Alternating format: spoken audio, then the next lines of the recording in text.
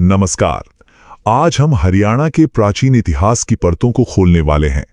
ये एक ऐसी जमीन है जिसकी कहानी सिर्फ खुदाई से मिले पत्थरों से नहीं, बल्कि सदियों पुराने ग्रंथों में लिखे शब्दों से बुनी गई है। तो सवाल ये उठता है कि हजारों साल पुरानी कहानी आखिर हमें पता कैसे चलती है, जब कोई गवाही मौजूद ही नहीं है। सच कहूं तो ये किसी ऐतिहासिक जासूसी से कम नहीं है, और हमारे सुराग जमीन में नहीं, बल्कि पुराने पन्नों में छिपे हैं। इतिहास को समझने का हमारा ये सफर हमें ले चलता है पुराने साहित्यिक खजानों की दुनिया में।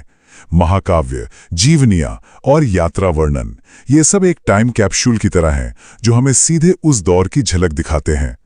तो चलिए अपनी खोज शुरू करते हैं सबसे पुराने साहित्यिक सुरागों से, जहां इस क्षेत्र का जिक्र पहली बार मिलता है। और इस कहानी की नींव रखी है महाभारत ने। ये सिर्फ एक महाकाव्य नहीं है, बल्कि ये हरियाणा के इलाके को बहुधान्यक कहता है, मतलब भरपूर अनाज और धन धान्य वाली जमीन। इस एक शब्द से ही उस दौर की खुशहाली का अंदाजा लग जाता है। और सबसे मजेदार बात तो ये है कि कैसे महाभारत के नाम आज भी हमारे शहरों में जिंदा हैं। पानीप्रस्थ आज का पानीपत है, सोनप्रस्थ सोनीपत। ये कनेक्शन इतिहास को एकदम सजीव बना देता है ना? महाभारत के साथ साथ वामन पुराण जैसे ग्रंथ भी हमारी समझ को और गहरा करते हैं। ये उस वक्त के भूगोल की एक तस्वीर खींचते हैं। कुरुक्षेत्र से बहने वाली नदियां, घने जंगल, एक पूरा लैंडस्केप हमारे सामने आ जाता है। अच्छा, अब महाकाव्यों से थोड़ा आगे बढ़ते हैं और नजर डालते हैं उन औपचारिक रिकॉर्ड्स पर जो सीधे साम्राज्य के दिल से, यानी दरबार के अंदर से लिखे गए थे। यहां हमारे सामने आता है हर्षचरित। ये ग्रंथ इसलिए बहुत खास है क्योंकि इसे सम्राट हर्ष के ही दरबारी कवि बाणभट्ट ने लिखा था। तो ये हमें शासन का एक अंदरूनी नजरिया देता है, जो राजा के प्रशासन, उनकी शानो शौकत और उस युग की संस्कृति पर सीधी रोशनी डालता है। लेकिन किसी भी कहानी को पूरी तरह से समझने के लिए सिर्फ अंदर की आवाज सुनना काफी नहीं होता। हमें एक बाहरी दृष्टिकोण की भी जरूरत होती है, और यहीं पर एक विदेशी यात्री की डायरी बहुत काम आती है। मिलिए वेनसांग से। ये एक चीनी बौद्ध भिक्षु थे जो 7वीं सदी में भारत आए थे। अब क्योंकि वो एक बाहरी व्यक्ति थे, तो उनका नजरिया एकदम निष्पक्ष था।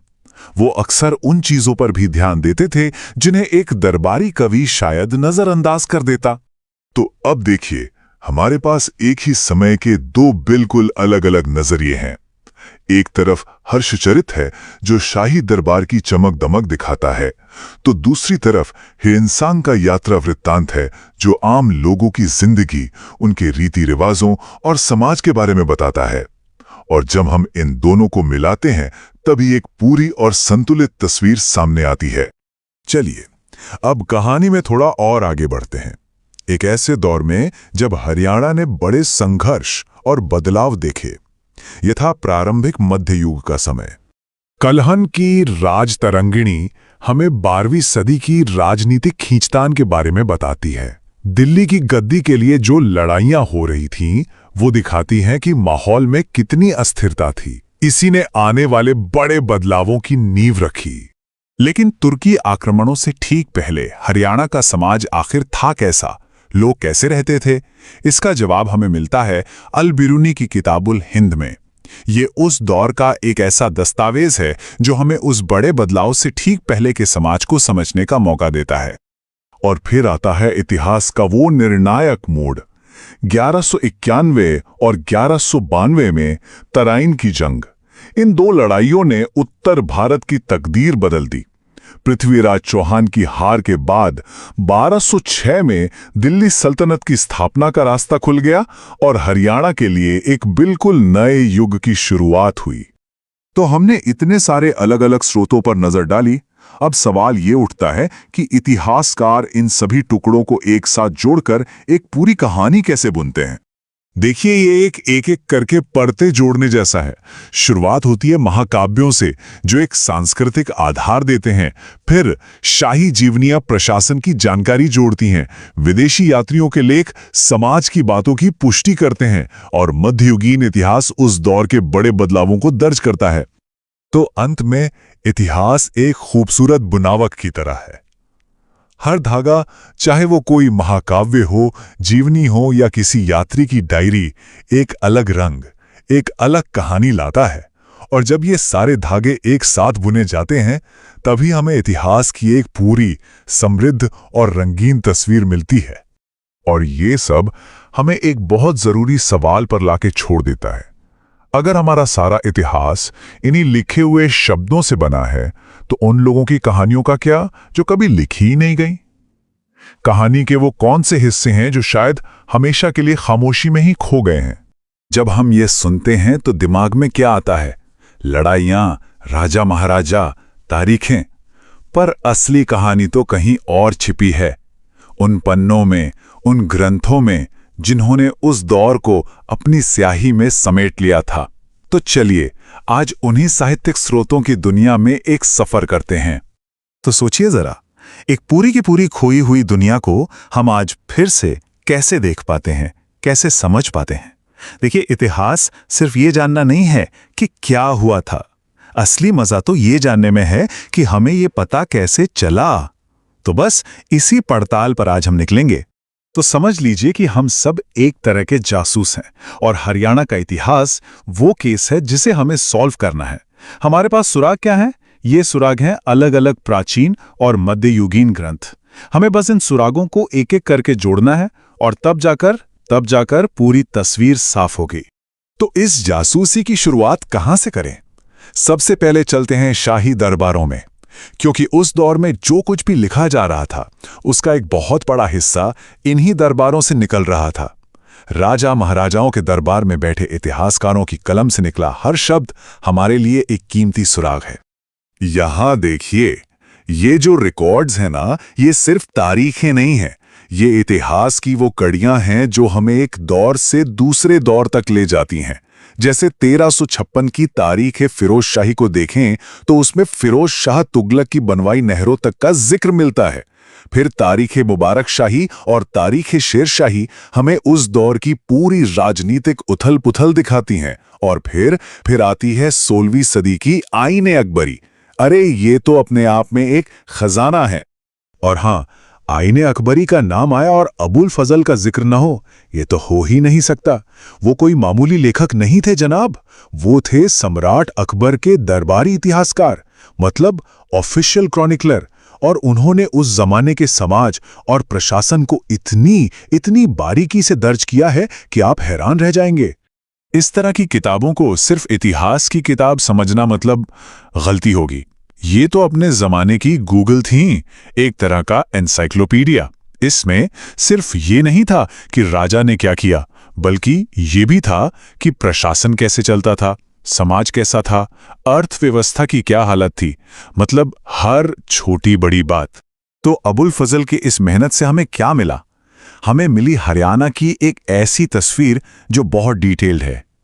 इसमें सिर्फ पॉलिटिकल और इकोनॉमिक डेटा नहीं है, बल्कि उस समय के जो जिले होते थे जिन्हें सरकार कहते थे, उनका पूरा का पूरा ब्यौरा है। दिल्ली, हिसार, सब। और तो और उस दौर के सामाजिक और धार्मिक हालात कैसे थे, ये भी हमें पता चलता है। लेकिन ये कहानी सिर्फ मुगल काल तक सीमित नहीं है। नहीं, इससे भी सदियों पहले चलते हैं। बाण भट्ट को याद कीजिए, उनकी लिखी हर्षचरित।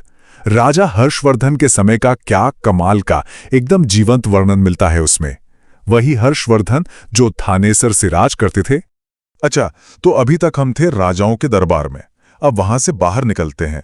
चलिए अब दरवाजा खटखटाते हैं धार्मिक साहित्य का, क्योंकि ये वो ग्रंथ है जो हमें शासकों की दुनिया से निकालकर सीधे आम लोगों की जिंदगी और उनकी आस्थाओं के बीच ले जाते हैं। तो देखिए, फर्क साफ है। एक तरफ है शाही ग्रंथ जो हमें बताते हैं कि सत्ता कैसे काम करती थी, लड़ाइयां, प्रशासन, अर्थव्यवस्था।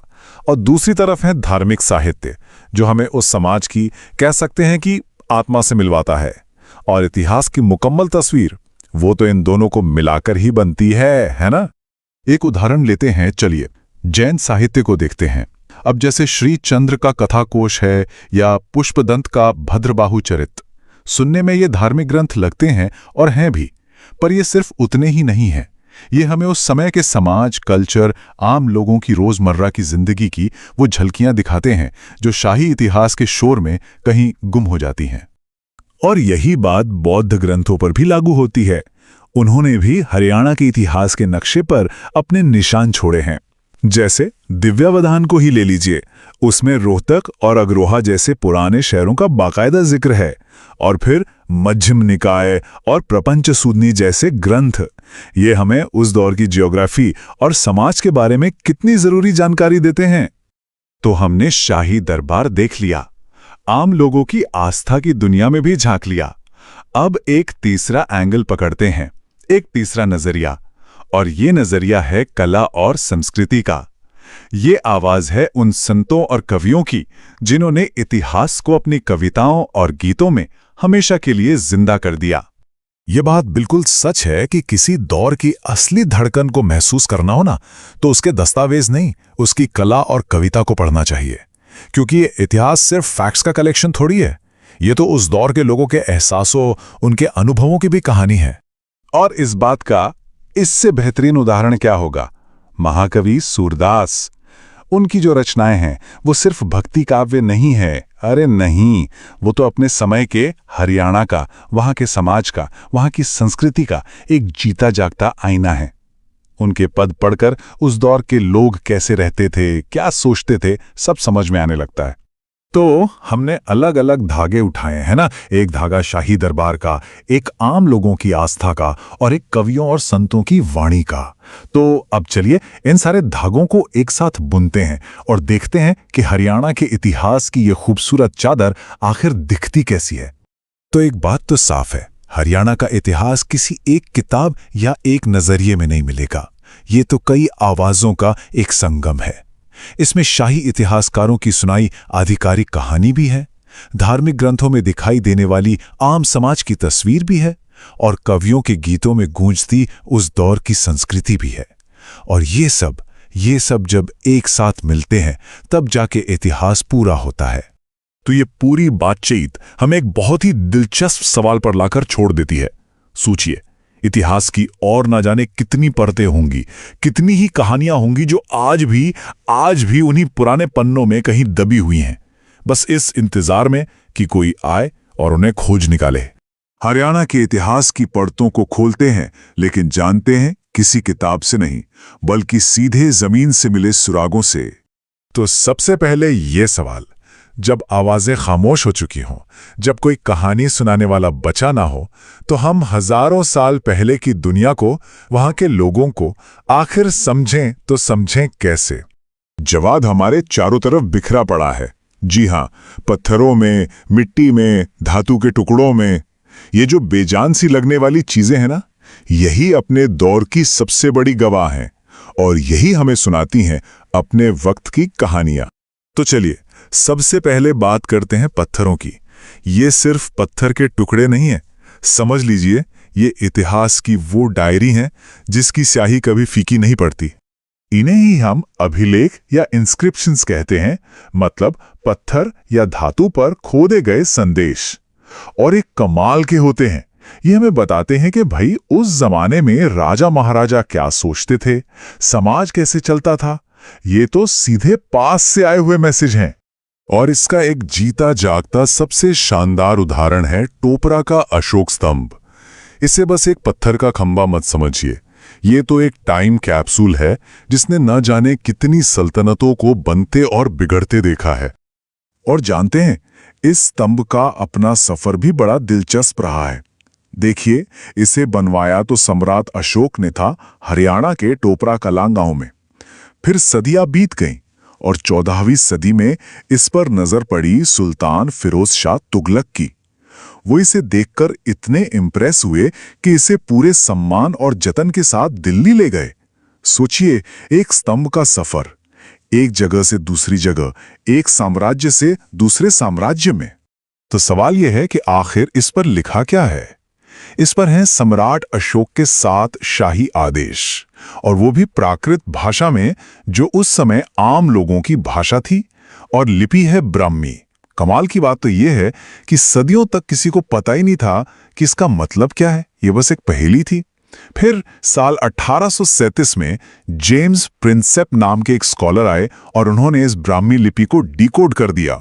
और ये कोई छोटी मोटी बात नहीं थी, ये एक बहुत बड़ी, मतलब एक जबरदस्त कामयाबी थी, क्योंकि इसके बाद सिर्फ इसी स्तंभ के नहीं बल्कि पूरे भारत में फैले अशोक के हजारों शिलालेखों के राज खुल गए। मतलब एक इंसान की मेहनत और पूरा का पूरा मौर्य साम्राज्य का इतिहास हमारी आंखों के सामने आ गया। वाव! लेकिन बात सिर्फ टोपरा स्तंभ की नहीं है। हरियाणा की मिट्टी में तो जगह जगह पर ऐसे पत्थर बिखरे पड़े हैं जिन पर इतिहास लिखा हुआ है।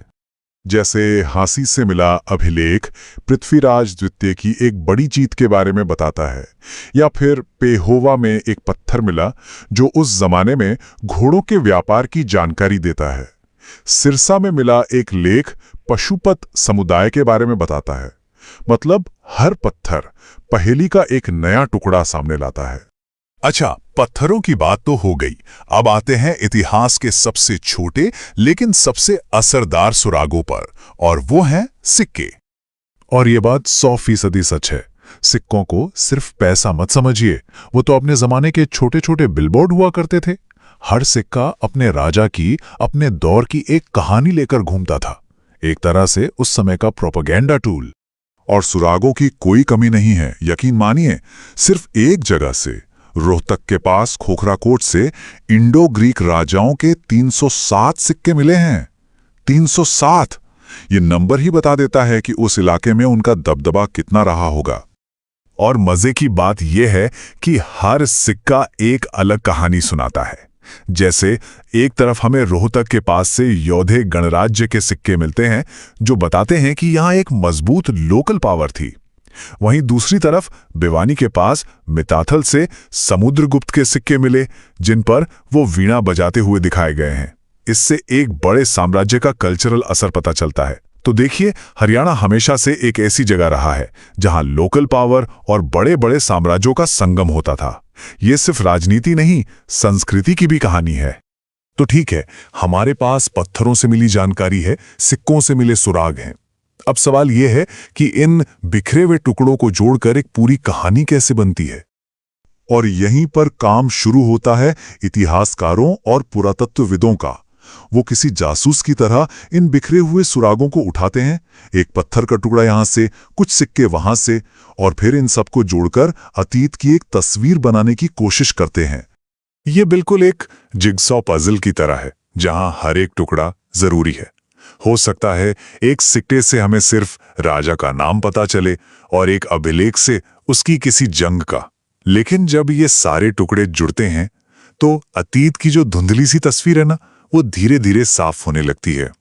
और आखिर में बस एक सवाल रह जाता है, जो कुछ हमने देखा वो तो बस कुछ टुकड़े हैं जो सतह पर आ गए। सोचिए, हरियाणा की मिट्टी के नीचे न जाने अभी और कितने राज, कितने इतिहास, कितनी कहानियां दबी पड़ी हैं जो बस अपने खोजे जाने का इंतजार कर रही हैं। आज हम हरियाणा का इतिहास पढ़ेंगे, लेकिन किताबों से नहीं, बल्कि पत्थरों, सिक्कों और मूर्तियों से।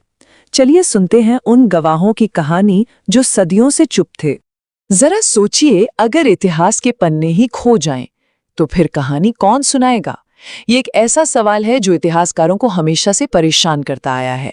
लेकिन हरियाणा के मामले में इसका जवाब हमें मिलता है जमीन के नीचे दबे पत्थरों में। ये सिर्फ पत्थर नहीं है, समझिए कि ये उस अतीत के गवाह हैं जो कहीं गुम हो गया था। तो चलिए इसी सफर पर निकलते हैं और देखते हैं कि इन बेजान से दिखने वाले पत्थरों ने हरियाणा के इतिहास में जान कैसे फूंकी। और हाँ, इन्हें सिर्फ चट्टान समझने की भूल मत कीजिएगा। ये तो समझिए इतिहास के वो पहले ड्राफ्ट हैं जो उन भूली बिसरी सल्तनतों और उस समय के हलचल भरे बाजारों की कहानियां सुनाते हैं। तो हमारी कहानी शुरू होती है उस दौर से जब उत्तर भारत पर गुर्जर प्रतिहार वंश का राज हुआ करता था, और उनके निशान वो आज भी हरियाणा की धरती पर मौजूद हैं। और इस दौर की सबसे सबसे अहम कड़ी है पेहोवा से मिला एक शिलालेख। आपको पता है, इस एक अकेली खोज ने इतिहासकारों की कई पुरानी धारणाओं को पूरी तरह से बदल कर रख दिया था। ये शिलालेख हमें सीधा 9वीं सदी में ले जाता है, एक ऐसे वक्त में जब ये इलाका एक बहुत ही शक्तिशाली साम्राज्य का हिस्सा था। अच्छा, तो इस शिलालेख से दो बहुत बड़ी बातें सामने आईं। पहली कि इस इलाके पर महान प्रतिहार राजा भोजदेव का शासन था, और दूसरी जो शायद सबसे दिलचस्प है वो ये कि पेहोवा घोड़ों के व्यापार का एक बहुत बड़ा सेंटर था। सोचिए, एक ऐसा इलाका जो समुद्र से इतना दूर हो, उसके लिए घोड़ों का व्यापार इकोनॉमी और सेना दोनों के लिए कितना ज्यादा जरूरी रहा होगा। लेकिन देखिए, कहानी सिर्फ पेहोवा तक ही खत्म नहीं होती। दूसरे शिलालेखों ने तो उस समय के समाज की और भी कई परतें खुली। जैसे सिरसा के एक पत्थर से पता चला कि यहाँ पाशुपत संप्रदाय के लोग भी रहते थे। अरे, और अग्रोहा में तो एक ऐसा लेख मिला जिसमें संगीत के 7 सुरों सा रे गा मा पा का दुनिया में शायद पहला लिखित सबूत मिलता है। कमाल है ना। और तो और मोहनबारी और तोशाम के शिलालेख बताते हैं कि उस दौर में मंदिर और तालाब भी खुद बनाए जा रहे थे। चलिए, अब टाइम में थोड़ा सा आगे बढ़ते हैं और उस दौर में चलते हैं जब हरियाणा पर चौहान वंश का दबदबा कायम हुआ। ये टाइमलाइन देखिए, ये दिखाती है कि उस दौर में सत्ता कितनी तेजी से बदल रही थी। पहले हाँसी के शिलालेख में राजा पृथ्वीराज द्वितीय का नाम आता है। फिर 1168 में पता चलता है कि वहीं एक किला बनाया गया, और फिर सिर्फ 2 साल बाद बिजौलिया शिलालेख से ये बात सामने आती है कि राजा विग्रहराज चतुर्थ ने तो हाँसी पर कब्जा ही कर लिया था। मतलब ये इलाका लगातार सत्ता के संघर्ष का एक हॉटस्पॉट बना हुआ था। यहाँ पर ये बहुत दिलचस्प है कि कैसे अलग-अलग शिलालेख मिलकर एक ही राजा की पूरी तस्वीर बनाते हैं। देखिए, एक तरफ दिल्ली शिवालिक स्तंभ लेख है जिसमें विग्रहराज चतुर्थ की विदेशी हमलावरों पर जीत का जश्न मनाया गया है, तो वहीं दूसरी तरफ बिजौलिया का शिलालेख उनकी मिलिट्री पावर को कंफर्म करता है, जिसमें बताया गया है कि उन्होंने हाँसी जैसे स्ट्रेटेजिक किले को भी जीत लिया था। और फिर लाडनू शिलालेख से एक सीधी, सपाट और चौंकाने वाली जानकारी मिलती है। हरियाणा की राजधानी दिल्ली थी। ये एक लाइन उस समय के पूरे जियोपॉलिटिकल समीकरण को समझने के लिए काफी है।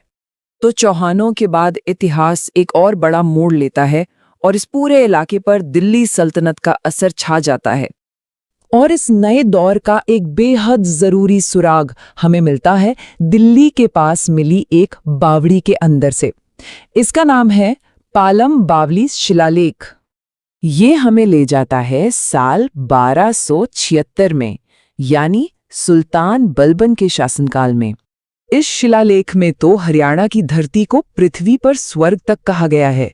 इतना ही नहीं, इससे हरियाणा नाम के पीछे की कहानी भी मिलती है, जिसे भगवान हरि यानी विष्णु से जोड़ा गया है। और साथ ही ये सुल्तान बलबन के राज के बारे में बहुत कीमती जानकारी भी देता है।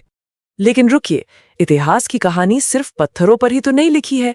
चलिए अब उन छोटी छोटी चीजों पर ध्यान देते हैं जो असल में बड़ी बड़ी कहानियां कहती हैं। सिक्के और मूर्तियां। हाँ, क्योंकि इतिहास सिर्फ पत्थरों पर तराशा ही नहीं गया, इसे धातु में ढाला भी गया है और मिट्टी से गढ़ा भी गया है। और ये खोजें तो हमें बिल्कुल अलग अलग कहानियां सुनाती हैं। जैसे रोहतक के खोखरा कोट से जो सिक्के मिले, वो बताते हैं कि इस इलाके का कनेक्शन इंडो ग्रीक से था। और तो और यहाँ सिक्के लोकली बनाए भी जाते थे, ढाले जाते थे। फिर अलग अलग जगहों से कुषाण और गुप्त काल की जो मूर्तियां मिली हैं, वो उस दौर की कला और धार्मिक मान्यताओं की एक झलक देती हैं। कमाल की बात तो ये है कि सोनीपत में महमूद गजनवी के सिक्के भी मिले, जिन पर 2 भाषाएं लिखी हैं। ये साफ साफ उस दौर के कल्चरल मिक्स का सबूत है। तो मतलब हर एक सिक्का, हर एक मूर्ति हरियाणा के अतीत की इस बड़ी सी पहेली में एक नया टुकड़ा जोड़ती चली जाती है, जिससे तस्वीर और साफ होती जाती है। तो सबसे जरूरी बात क्या है, वो ये कि ये जो बिखरे हुए टुकड़े हैं, ये जो सबूत हैं, जब हम इन्हें एक साथ जोड़कर देखते हैं तो ये हमें साम्राज्यों के बनने बिगड़ने, व्यापार, धर्म और कला की एक शानदार और मुकम्मल कहानी सुनाते हैं। ये तो वो इतिहास है जिसे खोज लिया गया है, अब जरा सोच कर देखिए, अभी कितना कुछ होगा जो जमीन के नीचे दबा है, जिसे जानना अभी बाकी है। हरियाणा की, लेकिन खेतों और शहरों की नहीं, बल्कि उस इतिहास की जो जमीन के नीचे दबा है। जी हाँ, आज हम एक तरह से टाइम ट्रैवल करने वाले हैं हरियाणा के हजारों साल पुराने अतीत में। तो सवाल ये उठता है कि आज के मॉडर्न हरियाणा के नीचे, मतलब इन खेतों और शहरों के नीचे, आखिर कौन से राज दफन हैं? जरा सोचिए, जिस जमीन पर हम आज चल रहे हैं उसके नीचे क्या कुछ छिपा हो सकता है। चलिए आज इसी सवाल का जवाब ढूंढने की कोशिश करते हैं। और इस पूरी खोज में हमारा गाइड होगा ये एक पन्ना। हाँ, यकीन करना शायद थोड़ा मुश्किल हो, पर एक किताब का सिर्फ ये एक पेज हमें हजारों साल पीछे ले जाएगा। तो तैयार हो जाइए, हमारा सफर यहीं से शुरू होता है। तो सबसे पहले चलते हैं सिंधु घाटी की खोज पर। हमारी ये कहानी शुरू होती है सिंधु घाटी सभ्यता से, जो आपको पता है दुनिया की सबसे पुरानी और सबसे एडवांस्ड शहरी सभ्यताओं में से एक मानी जाती है। ये कहानी शुरू होती है हड़प्पा के लोगों से। मतलब हरियाणा का इतिहास कोई 100-200 साल पुराना नहीं है, बल्कि इसकी जड़ें सीधी हड़प्पा काल तक जाती हैं। यहीं पर एक तरह से शहरी जिंदगी की नींव रखी गई थी। और देखिए, सबूत भी क्या कमाल के मिले हैं। कुणाल और भिराना में जो चीजें मिली वो तो हड़प्पा से भी पुरानी हैं, मतलब यहाँ पहले से लोग रह रहे थे। और फिर सिसवाल में जो पेंट की हुई मिट्टी के बर्तन मिले या बनावली में जो मोहरें मिली, वो सब उस दौर के कल्चर और ट्रेड की पूरी कहानी बयां कर देती हैं। और एक सबसे बड़ी बात, हिसार में जो राखी गढ़ी है वो सिर्फ हरियाणा या इंडिया की ही नहीं, बल्कि पूरी की पूरी सिंधु घाटी सभ्यता की सबसे बड़ी साइट है। सोचिए, एक पूरा का पूरा प्राचीन महानगर जिसके राज आज भी धीरे धीरे सामने आ रहे हैं। अब हड़प्पा के बाद क्या हुआ? क्या ये जमीन खाली हो गई? बिल्कुल नहीं। अब हम टाइम में थोड़ा आगे बढ़ेंगे और देखेंगे कि कैसे बड़े बड़े साम्राज्यों ने यहाँ अपनी छाप छोड़ी। हड़प्पा के बाद ये इलाका एक के बाद एक पावरफुल साम्राज्यों का गवाह बना। पहले मौर्य आए, फिर कुषाण और उसके बाद गुप्ता। और मजे की बात यह है कि हर किसी ने यहाँ की आर्ट और कल्चर पर अपना एक अलग ही रंग छोड़ा। तो देखिए, किस साम्राज्य ने कहाँ अपनी निशानियां छोड़ी। जैसे हिसार और फतेहाबाद में मौर्य काल के स्तूप मिले हैं, जो उस वक्त बौद्ध धर्म के असर को दिखाते हैं।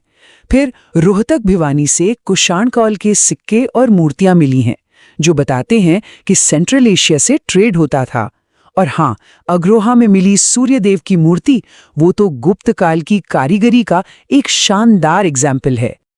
अच्छा, अब आते हैं सिक्कों पर।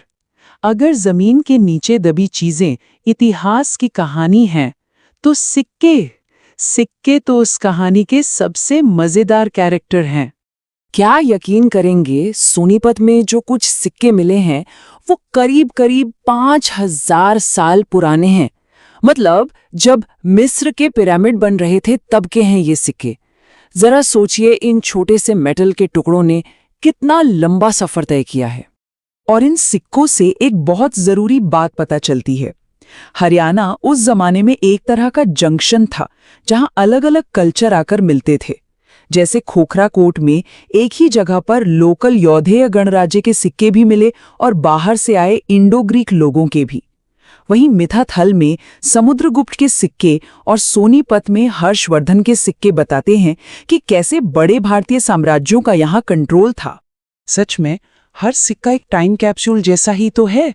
छोटा सा है, पर अपने अंदर उस दौर के राजा, इकोनॉमी और आर्ट सबके राज छिपाए हुए हैं। तो अब तक हमने सबूतों की बात की, अब चलते हैं उन जगहों पर जहां से ये सब कुछ मिला। मतलब हरियाणा की कुछ सबसे खास आर्कियोलॉजिकल साइट्स की एक वर्चुअल सैर करते हैं। तो हमारी ये वर्चुअल खुदाई शुरू होती है राखीगढ़ी से, जो एक बहुत बड़ा हड़प्पन शहर था। इसके बाद हम चलेंगे खोखरा कोट, जो सच में सिक्कों का खजाना है।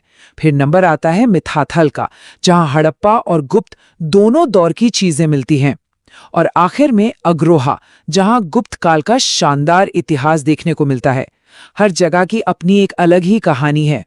और जरा खोखरा कोट का केस देखिए, कितना दिलचस्प है। एक ही जगह लेकिन कहानियां दो। एक तरफ यहां सिक्के ढालने के सांचे मिले हैं। इसका क्या मतलब हुआ?